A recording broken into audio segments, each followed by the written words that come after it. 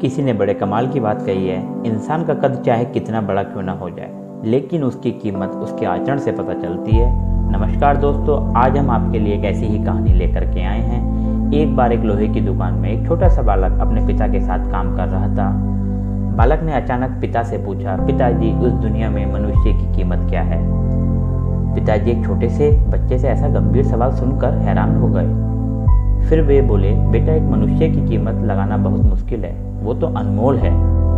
बालक फिर पूछता है, क्या सभी उतने ही कीमती और महत्वपूर्ण हैं? पिताजी बोलते हैं, हाँ बेटा। बालक को कुछ समझ नहीं आ रहा था। उसने फिर सवाल किया, तो फिर इस दुनिया में कोई गरीब तो कोई अमीर क्यों है? किसी की इज्जत ज़्यादा, किसी की इज्जत कम क्यों है? सवाल सुनकर पिताजी कुछ देर तक शांत रहे। फिर बालक से स्टोर रूम में पड़ा एक लोहे का रॉड लाने को कहा। रॉड लाते ही पिताजी ने पूछा, इसकी कीमत क्या होगी? बालक ने कहा, लगभग 300 रुपए के आसपास होगी पिताजी। पिताजी बोलते हैं, अगर मैं इसके छोटे छोटे टुकड़े करके कील बना दूं तो इसकी कीमत क्या होगी?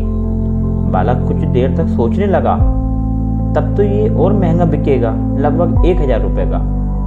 पिताजी कहते हैं, अगर मैं इस लोहे से घड़ी के बहुत सारे स्प्रिंग बना दूं तो इसकी कीमत क्या होगी?